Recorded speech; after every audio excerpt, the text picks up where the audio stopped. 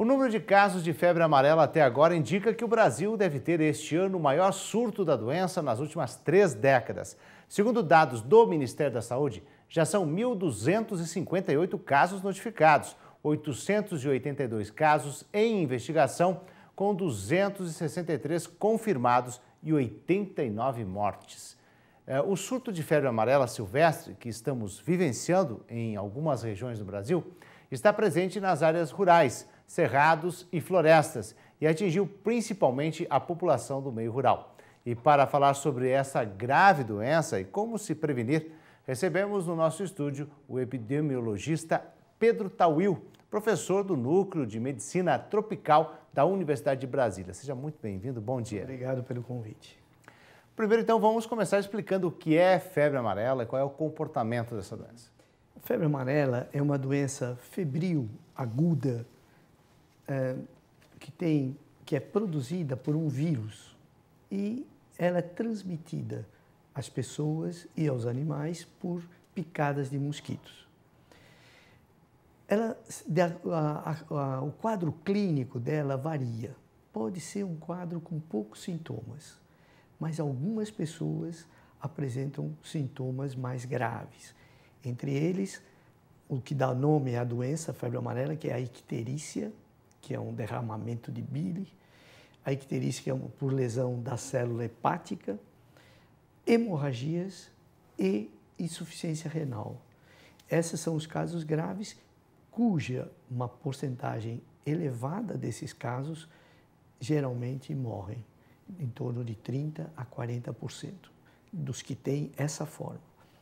Então, essa é uma doença que ela pode incidir na zona rural ou na zona urbana. No Brasil, desde 1942, nós não temos tido casos de febre amarela em área urbana. Qual é a diferença? A doença é a mesma. Só que, no caso da febre amarela silvestre, a transmissão é feita por mosquitos silvestres, que são os do gênero hemagogos, não demagogos, hemagogos e sabetes, e que se criam, que se proliferam em ocos de árvores ou axilas de plantas que acumulam água. E os hospedeiros, em geral, são os animais, principalmente macacos, alguns deles mais susceptíveis a morrer, por exemplo, o aluata, que é o macaco roncador, o bugio, ele é muito sensível, muitos morrem com essa coisa. E isso daí é um grande sinal de alarme. É o alerta. É o alerta. Está circulando o vírus da febre amarela, quando começa a morrer muitos macacos por causas não conhecidas ali. Bom, a febre amarela urbana, que já não ocorre no país há desde 1942, ela é uma doença que é transmitida por mosquito conhecido, famoso, o Aedes aegypti. E o Aedes aegypti é um mosquito que vive em área urbana, que adora reservatórios artificiais com água para se criar, adora sangue humano, pica seres humanos e, no caso da febre amarela silvestre, ao invés de serem animais como macacos, por exemplo, os hospedeiros são os seres humanos e fica circulando entre os seres humanos. Agora, que lugares constituem áreas de risco? Bem, o Ministério da Saúde classifica o Brasil em 2 áreas. Áreas com recomendação de vacina e áreas sem recomendação de vacina. As áreas com recomendação de vacina, elas constituem 19 estados. A região norte, a região centro-oeste, uma parte da região sudeste, uma parte da região sul e uma parte da região nordeste. Então, na verdade, desde apenas uma faixa que vem do Ceará até o Rio de Janeiro, é que é uma faixa em que, na verdade, é poupada, que não há grandes riscos de transmissão da febre amarela silvestre. Mas ela incide nesses 19 estados. Agora, que época do ano a doença é mais registrada? Ela começa a ser registrada em novembro, dezembro e vai até abril. Por quê? Porque é justamente a época de temperaturas elevadas e altos índices pluviométricos, que são as condições favoráveis para a reprodução do mosquito. Então, tendo muito mosquito, o risco é maior. Então, isso acontece dessa forma. Eu gostaria só de completar que onde fica o vírus no período em que não está havendo transmissão? Ele fica no ambiente silvestre, rodiziando entre animais e entre os próprios mosquitos. É impressionante como a fêmea dos mosquitos, que são as que na verdade transmitem a doença, que picam, que precisam do sangue para amadurecer seus ovos, elas transferem para a sua prole, por um processo chamado de transmissão transovariana, o vírus que está nela para a sua prole. E fica se mantendo dessa forma, entre os animais e entre os mosquitos. Agora, qualquer pessoa está em risco de contrair febre amarela silvestre? Qualquer pessoa que não esteja devidamente imunizada. Hoje nós temos desde 1937 uma vacina bastante eficaz e bastante segura. Aquelas pessoas que não foram vacinadas, elas são susceptíveis. Existem algumas pessoas que às vezes têm formas inaparentes e se protegem, adquirem imunidade natural provocada pela própria doença leve que elas tiveram. Então, existe imunidade adquirida pela doença e imunidade adquirida pela vacina. Agora, quanto tempo leva para aparecer os sintomas da doença? Após a picada do mosquito, nós temos um prazo de 5 a 7 dias, varia em torno de 7 dias, para as pessoas começarem a sentir os primeiros sintomas. Quais são?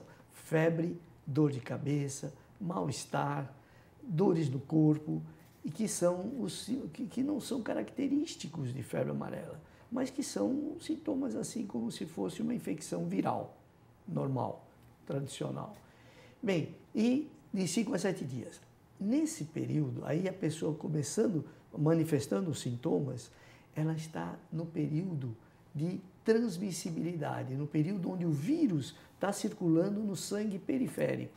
E que se mosquitos, nesse momento, picarem, eles se infectam. Só nesse momento, que é um período de 3 a 5 dias após o início dos sintomas, tá certo? Que é um período de viremia, período de transmissibilidade. Agora, quais os sintomas da doença, né, que o senhor colocou aí? Agora, o que você deve fazer, então, se apresentar esses sintomas? Bom, a doença não tem tratamento específico.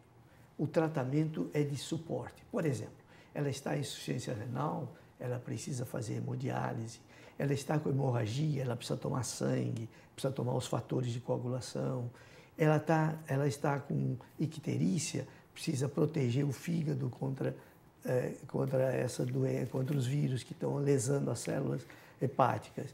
Então, não há tratamento específico. Existe apenas tratamento de apoio. E a pessoa que tem esses sintomas mora numa área de risco e que, inclusive, está havendo macacos mortos. Então, essa pessoa precisa urgentemente procurar um serviço de saúde. Não dá para tratar com analgésico, antitérmico, qualquer medicação caseira. A doença pode ser grave. Agora, e como a febre amarela silvestre, ela é tratada hoje? Como é que... Sim, hoje em dia existe um programa do Ministério da Saúde, como eu falei no início, de áreas com recomendação de vacina. Todo trabalhador rural ou pessoas que se destinam às regiões rurais, quer por razões de trabalho, quer por razões de lazer, elas precisam estar protegidas. Então, nesses 19 estados que compõem a região norte, a região centro-oeste, uma parte da região nordeste, como Maranhão, por exemplo, Piauí, uma parte da região sudeste, como Minas Gerais, o estado de São Paulo, e agora está incluído o Espírito Santo, que não estava incluído. e mais o Rio Grande do Sul, Paraná e Santa Catarina, uma parte principalmente oeste desses estados, é recomendado que as pessoas que vivem nessas áreas ou que para elas se dirigem, elas devem estar protegidas. A vacina, ela é introduzida obrigatoriamente no calendário vacinal das crianças que vivem nessas áreas. E qual é aí o esquema? 9 meses, ela recebe a primeira dose, com 4 anos ela recebe a segunda dose. Os adultos que não receberam essa vacina, eles precisam tomar, no caso do Brasil, recomenda-se 2 doses, com intervalos de 10 anos entre elas. 2 doses de uma injeção no subcutâneo, em cada 10 anos, cada 10 anos não, uma repetição após 10 anos e ficam vacinados para o resto da vida. Essa é a conduta atual pela Organização Mundial da Saúde e pelo Ministério da Saúde do Brasil. Agora, a febre amarela silvestre é contagiosa? Não. Contagiosa é a doença que passa de uma pessoa para outra, por contato com a saliva, com a urina, com secreções. A doença, a febre amarela silvestre, ela é uma doença transmitida por mosquitos, exclusivamente. A febre amarela silvestre, como a febre amarela urbana, só que os mosquitos são diferentes. Agora, é uma doença que pode matar, e como que a doença pode ser evitada? Bom, a única maneira de se evitar essa doença é com a vacina, tá certo? Ou, ninguém vai fazer isso, né? Ter a doença para poder se proteger. Não, a proteção é dada pela vacina, como eu falei, bastante segura e bastante eficaz. Há contraindicações, nem todo mundo deve tomar. Pessoas que têm alergia à proteína do ovo, pessoas gestantes, pessoas que estão fazendo aleitamento materno, pessoas que têm doenças tipo imunossupressivas, como HIV/AIDS, pessoas que têm outras doenças que tomam cortisona, por exemplo, em altas doses. Essas doenças, essas pessoas precisam avaliar, o médico precisa consultar um médico para avaliar o risco-benefício para se